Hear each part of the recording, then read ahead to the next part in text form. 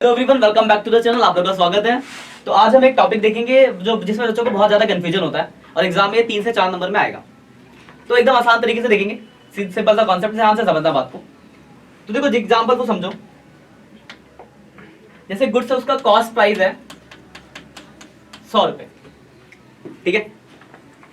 अब कॉस्ट 100 लेना है, तो अगर मान लो आपके पास दो चीज होगी, या तो आपको दिया होगा जीपी ऑन सेल या फिर दिया होगा जीपी ऑन कॉस्ट, ये दो दिए होंगे कॉन्सेप्ट।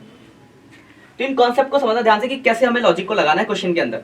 जैसे एग्जांपल 4 दोनों है, देखो पहले वाले में देखो जीपी ऑन सेल दिया है और दूसरे वाले में क्या दिया है, जीपी ऑन कॉस्ट दिया है। तो आपको देखना होता है कि आपके पास इन्फॉर्मेशन क्या की है, कॉस्ट की या फिर सेल की। जैसे इस क्वेश्चन में आपका इन्फॉर्मेशन किसकी है, कॉस्ट की। कॉस्ट कितना दे रखा है, 1.5 लाख, और बोला है कि जो प्रॉफिट है वो कितना परसेंट है, सेल का 20% है। तो जिसका दिया ना प्रॉफिट, उसको 100 मान लो।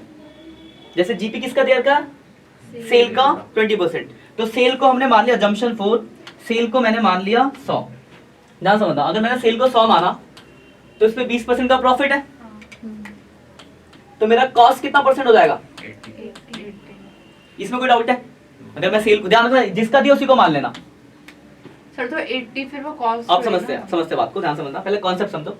तो अगर यहाँ सेल दिया है तो सेल को 100 मान लेना, कॉस्ट दिया तो कॉस्ट को मान लेना, तो ये ज्यादा आसान हो जाएगा आपके लिए। तो यार करना इसी इन्हीं क्वेश्चन में करना इसको। एक दूसरा कॉन्सेप्ट भी मैंने आपको बताया था, तो डायरेक्ट वाले क्वेश्चन में वैसे ही करना, उसमें ज्यादा वो थोड़ा आसान होता है। इसमें क्या दिया आपने गलत मान लिया तो गड़बड़ हो जाएगा। इसे भी देख के समझना। सेल को आप जैसे सेल दिया तो सेल को मानना है, कॉस्ट पहली बात ध्यान रखना, सेल दिया तो सेल को मानना है, कॉस्ट दिया तो कॉस्ट को मानना है। तो यहाँ सेल था, जीपी 20% सेल का है, तो सेल को मैंने माना 100%, तो 20% का जीपी, तो कितना बच गया बाकी, तो यानी मैं ये कह सकता हूँ कि ये 80% होगा। तो बस बहुत सिंपल, देखो अगर ये 80% है तो मुझे चाहिए सेल, तो मैं ऐसे नहीं निकाल सकता। अगर मैं यहाँ निकालू अगले पेज पे, कितना है कॉस्ट, 1.5 लाख। ध्यान से देखना अगले पेज पे, कॉस्ट कितना दे रखा था आपको, 1.5 लाख, जो कि कितना परसेंट है, 80%। तो आपको कितना परसेंट चाहिए, अगर मैं 100% निकाल दूं तो सेल निकल जाएगा। तो एक बार बताओ, मैथ्स पढ़ी होगी आपने, अगर 1.5 लाख 80% है तो 100% कितना, ऐसे निकलेगा ना। तो 1.5 लाख को मैं 80 से डिवाइड करूंगा और 100 से मल्टीप्लाई कर दूंगा, 187,500। ठीक है, कोई परेशानी बताओ इसमें कोई डाउट है? क्या निकल गया आपका, ये सेल। तो देखो ये आ गया आपका, कितना आ गया, 187,500।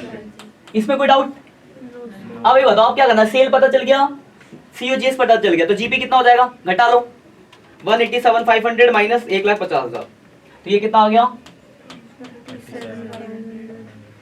क्लियर बात। पहला हो गया आपका कौन सा कॉन्सेप्ट, सेल वाला। दूसरे में क्या लिखा है, कॉस्ट का। तो अब मैंने बताया था जो दिया होगा उसी को मानना है। तो अब यहाँ पे किसको मानोगे, कॉस्ट को 100, किसको माना आपने, इसको। प्रॉफिट कितना बोला है, 25, तो सेल कितना हो जाएगा, 125, यानी ये कितना परसेंट है, 125। तो हमें निकालना है कि ये 100% कितना होगा। तो कैसे निकालूंगा, अगर साइड में निकालते हैं देखो कैसे निकलेगा, 5 लाख अगर 125% है तो 100% कितना, कोई डाउट इसमें? तो 5 लाख डिवाइड बाई 125 इंटू 100, तो ये कितना आ गया, इतना कॉम्प्लिकेट कर रहे थे, 4 लाख हो गया, कोई डाउट? तो ये अगर ये 5 लाख, ये 4 लाख, तो ये कितना होगा, 1 लाख। खत्म, क्लियर बात, ठीक है। अब इसका आते हैं। अब देखो यहाँ पे कॉस्ट पे कितना, 20%, कॉस्ट को 100 माना, कॉस्ट को हमने 100 मांगा, 20% प्रॉफिट है, 120%। तो 120% मतलब ये पहले वाला ही है, वो सेल का। अच्छा यहाँ कॉस्ट दे रखा है, सेल्स में माइनस का। अब देखो यहाँ अब इतना मेहनत करने की जरूरत नहीं यहाँ पे। अब यहाँ बताइए, बताओ आपके पास 20% किसका बोला है, सीओजीएस का, और सीओजीएस तो दे ही रखा है, क्यों मैं इतनी मेहनत करूं। इसका 20%। प्रॉफिट क्या बोला है, 20% किसका, कॉस्ट का, और कॉस्ट ही आपको दिया है। तो मुझे ये 100 वाला कंसेप्ट लगाने की जरूरत है क्या, इनमें क्यों लगाना पड़ा, क्योंकि देखो जीपी सेल का था और आपके पास दिया क्या था, कॉस्ट। यहाँ जीपी कॉस्ट का था, दिया क्या था, सेल, तो वहां पे आपको ऐसा लगाना पड़ा। लेकिन यहाँ तो सीधा सीधा ऐसा बोला कि मेरे पास इतने 2000 के गुड्स है, उसको 20% प्रॉफिट में बेचा, डायरेक्ट निकाल दूंगा। तो यहाँ पे मुझे ये 100 वाला कॉन्सेप्ट लगाने की जरूरत नहीं है, सीधे 20% किसका, कॉस्ट का। कॉस्ट कितना है, 2,25,000 तो इसका 20% हो जाएगा प्रॉफिट, तो इसका 20% कितना होता है? 4,50,000 इसका 20% हो जाएगा 45,000, तो ये प्रॉफिट निकल गया। अब इसमें मैं इसको जोड़ दूंगा तो सेल आ जाएगा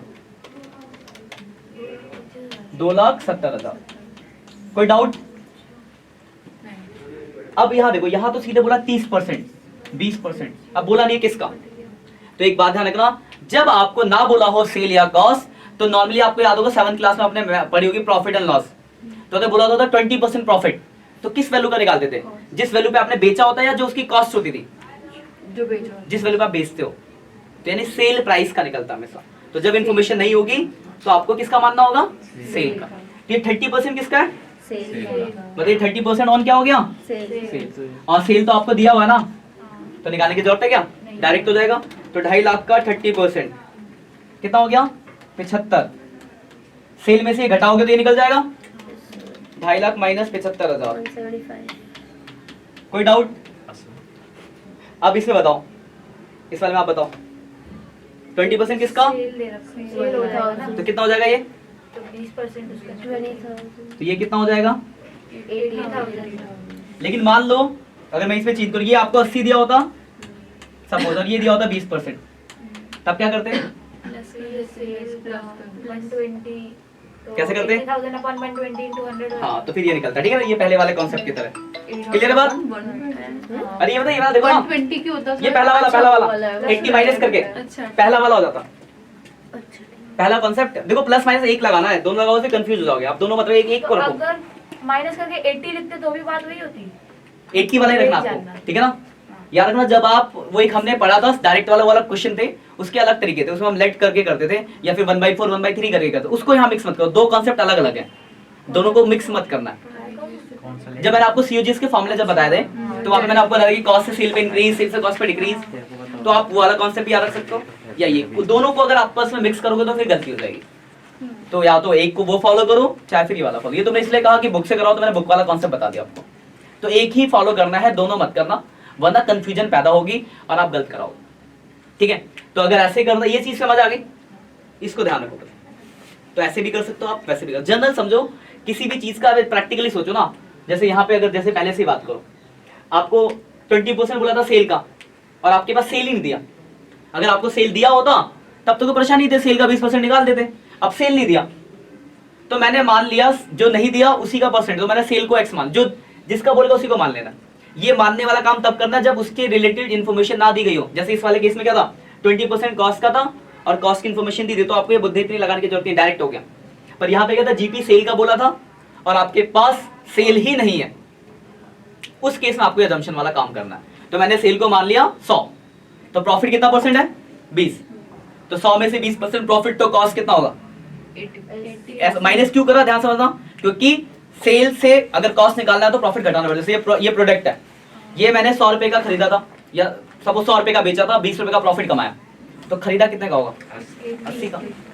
और वही अगर मान लो 80 का खरीदा था, 20 रुपए का प्रॉफिट कमाया, तो बेचा कितने में होगा? 100 उस हिसाब से कॉन्सेप्ट लग रहा है। तो हमने याद तो देखो, यहाँ पे जैसे सेल्स को एक्स माना, मतलब 100 माना, तो माइनस किया।